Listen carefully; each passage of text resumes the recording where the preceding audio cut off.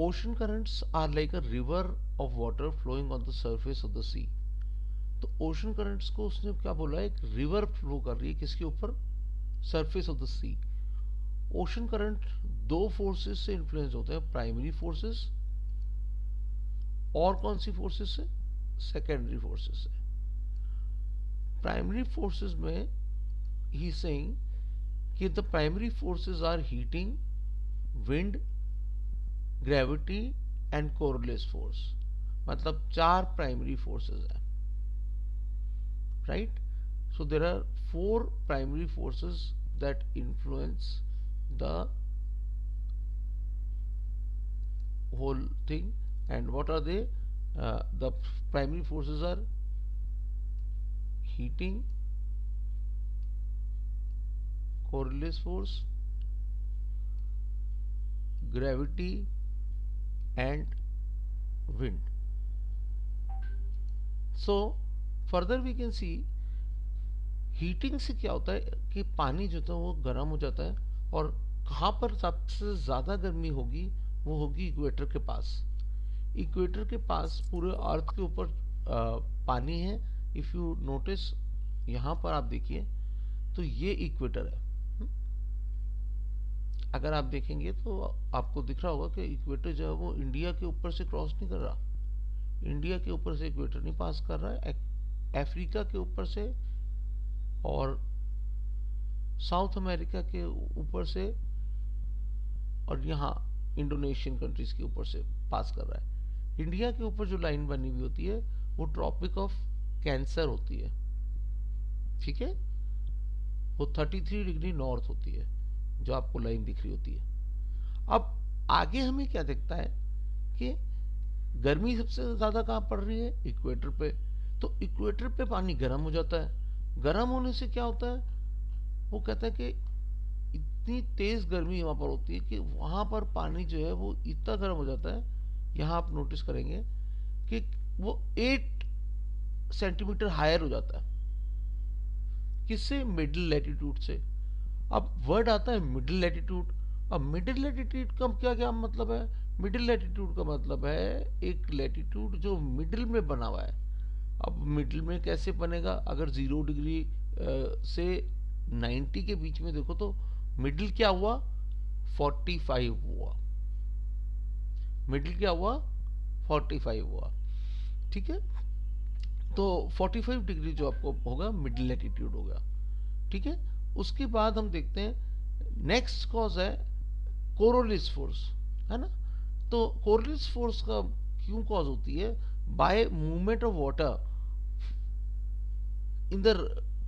अब Coriolis force से पहले आती है ग्रेविटी, और विंड भी उसमें ले लिखा है। पहले तो मैंने आपको एक्सप्लेन किया कि पानी गर्म हो जाता है कहाँ पर, इक्वेटर पे, और इक्वेटर पे जब वो बहुत तेज गर्म हो जाता है तो वो ऊंचा हो जाता है मिडिल लैटिट्यूड से। तो क्योंकि वो थोड़ा ऊंचा हो जाता है तो वो इक्वेटर की तरफ से मिडिल लैटिट्यूड की तरफ मूव करता है। यहाँ पर आप नोटिस करिए कि पानी यहाँ से मूव करने लगता है ऊपर की ओर, ये देखिए ये इक्वेटर से मूव कर रहा है ऊपर की ओर, ठीक है, यहाँ से ये मूव कर रहा है ऊपर की तरफ। तो ये जैसे अभी हमने वेव के बारे में पढ़ा था, तो हमने वेव में कहा था कि wave is not, wave is just the energy. Wave में कोई पानी नहीं मूव कर रहा था, मगर इसमें क्या वेव मूव कर रहा है, इसमें पानी मूव कर रहा है, तभी इसको कहा है it is a river of water. Ocean current is called as a river of water flowing on the surface of the sea. हाँ, तो अब हमारे को रिवर ऑफ वाटर भी समझ में आ गया। देन ये लिखा ना, ocean currents is like a river of water flowing on the surface of the sea. अब उसने कहा विंड, विंड क्या कॉज करती है, विंड जो होती है पानी को धक्का देती है। The wind blowing on the surface of the ocean pushes water to move forward. तो विंड जो है, अब विंड और क्या करती है, एक फ्रिक्शन क्रिएट कर देती है, किसके साथ, जमीन, वो पानी के साथ। और पानी के साथ जब वो फ्रिक्शन क्रिएट करती है तो पानी को अपने साथ वो लेके चलती है आगे को, ठीक है। Gravity tends to pull the water low. अगर आपको याद हो, हमने पास में पढ़ा था कि एक what are the two factors which influence wave, तो उसने कहा एक तो विंड इन्फ्लुएंस करती है, उसको आगे को धक्का देती है, और ग्रेविटी उसको नीचे खींचती है। तो वही दो फैक्टर्स यहाँ पर भी इंपॉर्टेंट रोल प्ले कर रहे हैं, एक तो विंड प्ले कर रही है, एक ग्रेविटी प्ले कर रही है। कोरोलिस फोर्स क्या है? एक ऐसी फोर्स जो हवाओं की डायरेक्शन को चेंज करती है, उसको कोरोलिस फोर्स कहते हैं, ठीक है। और जो कोरोलिस फोर्स है, उस पर्टिकुलर फोर्स को हम देख रहे हैं कि कोरोलिस फोर्स हमारे पास जो है वो लार्ज सर्कुलर, कई जगहों पे वो क्या कहती है कि पानी को भी वो गोल घुमा देती है। अगर आपने देखा होगा पानी जो होता है वो गोल गोल गोल गोल घूमना शुरू हो जाता है, और उसका जो गोल घूमना है उसको गायस कहते हैं, कहा जाता है, ठीक है। पानी के अंदर भंवर जिसे बनना होता है उसको गायस कहते हैं। These produce large circular currents in all the ocean currents. तो गायर जो है वो गोल गोल घूमना पानी का, जिसको हम भंवर बोलते हैं, नदियों में भी क्रिएट हो जाता है, वो होगा। अब कह रहे हैं characteristics of ocean current, currents are referred by their drift, मतलब किस स्पीड से मूव कर रहा है उससे उनको कहा जाता है, ठीक है। अब करंट और ड्रिफ्ट दोनों में एक अंतर है, that is going to be understood here कि what is the difference between current and a drift. Drift is measured in terms of knots. The strength of the current is referred as the speed of the current. As fast currents are considered strongest, currents are usually strongest near the surface and decrease in strength with the depth. तो पहली चीज वो क्या कह रहा है कि जो ओशन करंट्स हैं वो ऊपर की तरफ फ्लो कर रहे होते हैं, क्योंकि वो बन रहे होते हैं किसकी डिफरेंस से? हीट के डिफरेंस से बन रहे होते हैं, ठीक है। और वो कह रहा है at depth the currents generally slow with speed of 0.5 knots, we refer the speed of current as its drift. तो ये इसको मैं दूसरा कलर कर देता हूं, यस। तो जो most current speed less than और इक्वल टू 5 नॉट्स, तो अगर करंट और ड्रिफ्ट में क्या होता है, कब कुछ करंट्स होते हैं जब वो स्लो हो जाते हैं तो उनका जो नाम होता है उसको ड्रिफ्ट कहते हैं। वो थोड़ा अच्छी क्लियरली नहीं बता पा रहा इस बात को, मगर देखो मैं आपको यहाँ दिखा देता हूँ। ये देखो, ये करंट देखो, ये करंट आया नॉर्थ इक्वेटोरियल करंट, ये मुड़ गया, ये बना गल्फ स्ट्रीम। गल्फ स्ट्रीम जब आगे गई तो उसकी स्पीड कम हो गई। अब जब स्पीड कम हो गई तो उसको कहा गया ड्रिफ्ट। मतलब तेजी से चल रहा है तो करंट, धीरे चल रहा है तो drift. Back to the book and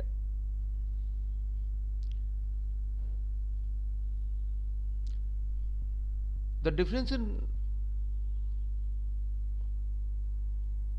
difference in water density affect the virtual mobility of the ocean currents. Water at high salinity are denser. अच्छा, तो वो कह रहा है कि नमक जो है ना वो भी इन्फ्लुएंस करता है। और वो कैसे इन्फ्लुएंस करता है? वो कह रहा है पानी के अंदर समुद्र के काफी नमक होता है और वो भी इन्फ्लुएंस करता है इसको, किसको? ओशन करंट्स को। वो कह रहा है difference in water density affects the vertical mobility of ocean currents. Water and high salinity is dense with water with high salinity is denser than water with low salinity. In the same way, cold water is denser than warm water. तो warm water जो होता है उसको compare करो cold water से तो वो cold water denser हुआ, क्योंकि वो क्यों हुआ डेंस? क्योंकि ठंडा है। और अगर एक पानी जिसमें नमक ज़्यादा है उसकी डेंसिटी ज़्यादा होगी। डेंसिटी का कॉन्सेप्ट आपको याद होगा। अगर हम 2-3 तरीके के तेल ले लेते हैं और उनको एक बॉटल में डाल देते हैं, तो हर तेल और पानी, तेल और पानी दोनों को लेके आप एक बॉटल में डालिए, थोड़ी देर में आप देखेंगे कि तेल अपनी जगह पे आ जाएगा और पानी अपनी जगह पे आ जाएगा। दे विल नॉट मिक्स, क्योंकि उनकी ग्रेविटी एक दूसरे से बिल्कुल अलग है, वो बिल्कुल डिफरेंट होगी। तो वही चीज़ वो आपको समझा रहा है कि डेंसिटी के हिसाब से जिस पानी में नमक ज़्यादा है वो अलग हो जाता है, और तो सेलिनिटी के मारे हो रहा है, और टेम्परेचर के मारे भी डेंसिटी में डिफरेंस आ जाता है। Denser waters tend to sink, और जो पानी ज़्यादा डेंस होता है वो सिंक कर जाता है, while relatively lighter waters tends to rise. तो गर्म हैवी पानी, चाहे वो ठंडा होने के मारे गर्म हो रहा हो या वो नमक ज़्यादा होने के मारे हैवी हो रहा हो, वो सिंक कर जाएगा क्योंकि वो डेंसर हो चुका है। While relatively light water tends to rise, lighter water जो है वो राइज करता है। जैसे आपने देखा इक्वेटर के पास से करंट्स मूव करते हैं पोल्स की तरफ, है ना। The cold current ocean, the cold water currents occur in the cold water at poles sink and slowly move towards the ocean. मतलब जो मूवमेंट ऑफ करंट्स है, एक तो सरफेस करंट्स हैं और एक है डीप करंट्स। अब वो चीज़ आपको नेक्स्ट टॉपिक में दी है। जो करंट्स हम आपको इस पेज पे दिखा रहे हैं ये सरफेस करंट्स है ना, और जो करंट्स हम आपको यहां पर की जगह जमीन के समुद्र के नीचे जो मूव कर रहे हैं वो डीप वाटर करंट्स हैं। सरफेस करंट्स कंस्टिट्यूट कितना पानी को अब वो अपने अंदर लेके चल रहे हैं सरफेस करंट्स। तो आप देखिए जो 400 मीटर के नीचे नहीं जाते, पहली बात, सरफेस करंट्स 400 मीटर के नीचे नहीं जाते।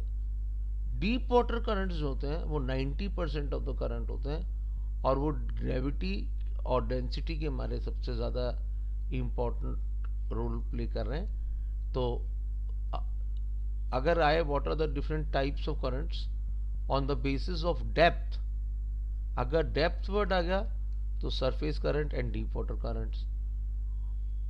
Currents can be classified on the basis of temperature, तो ये एक नेक्स्ट क्वेश्चन आ गया, है ना। तो एक क्वेश्चन हमारा आया सरफेस करंट्स, दूसरा क्वेश्चन हमारा आया cold currents and warm currents. तो cold currents bring cold water from warm areas, and these currents usually are found on the west coast of the continents. ठीक है। And warm currents bring warm water and are usually observed on the east coast of the continents.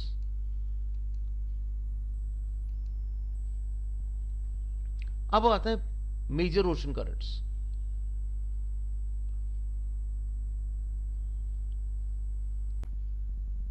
Oceanic currents क्या follow करते हैं, वो follow करते हैं wind pattern को। ठीक है, अगर हम देखें तो यहां पर ये ऐसे घूम रहे हैं, ये इस मूवमेंट को अगर आप देखो तो ये घड़ी की मूवमेंट की तरह होती है। जैसे 12 बज रहे हैं, 1 बज रहे हैं, 2 बज रहे हैं, 3 बज रहे हैं, 4 बज रहे हैं, 5 बज रहे हैं, तो ये आपके कौन सा मूवमेंट होगा, क्लॉकवाइज। तो नदर्न हेमिस्फीयर में जो विंड का पैटर्न है वो वाटर को ऐसे फेंकता है कि अगर आपको पता होगा यहाँ पर ट्रेड विंड्स चलती हैं, तो ट्रेड विंड्स के मारे ये ऐसे चलते हैं clockwise.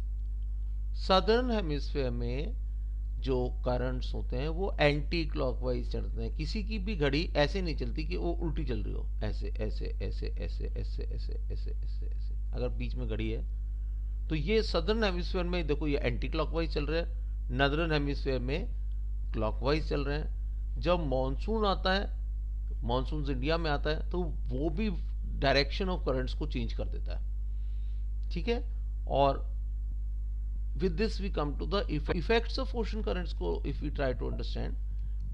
Ocean currents have many direct and indirect effects, and what do we find,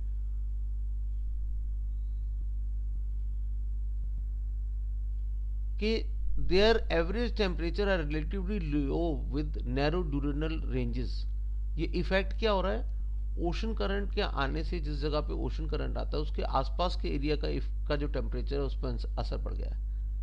ठीक है, देयर इज फॉग, तो फॉग भी किसके मारे क्रिएट हो रही है, ओशन करंट्स के मारे क्रिएट हो रही है, क्योंकि वो अगर तो ये कह रहा है कि ओशन करंट्स जब भी आते हैं तो वो टेम्परेचर को इन्फ्लुएंस करते हैं, फॉग क्रिएशन में हेल्प करते हैं। वेस्ट कोस्ट पे क्या हो रहा है इसको नोटिस करते हैं। वो कह रहा है the west coast of continents in cold in middle and higher latitudes are bordered with warm currents which cause distinct marine climate. तो मैराइन क्लाइमेट हो जाता है वेस्ट कोस्ट पे, ठीक है।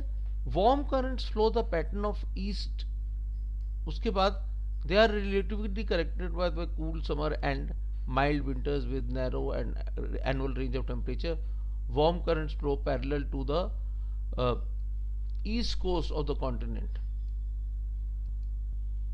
कहां पर फ्लो कर रहे हैं उसने वो भी बता दिया, ठीक है। और वार्म इसका मतलब ऊपर वाला जो सारा उसने बताया वो सारा कोल्ड करंट्स का बताया कि वो टेम्परेचर को रिड्यूस कर रहे हैं, फॉग क्रिएट कर रहे हैं। वार्म करंट्स उसने यहां से शुरू किया। अब वार्म करंट्स के लिए वो क्या कर रहा है, these areas are in the western margin of the cyclones. तो ये कौन सी साइड पे, western margin of the cyclone of the subtropical. हाँ, और जहां पर कोल्ड एंड वार्म करंट एक दूसरे से मिलते हैं वहां पर बहुत अच्छा प्लैंकटन ग्रोथ हो जाती है, और प्लैंकटन को खाने के लिए मछली आ जाती है तो वहां पर काफी सारी मछली पाई जाती है, ठीक है। तो यहां पर बेस्ट फिशिंग ग्राउंड्स बन जाते हैं। With this your chapter is complete.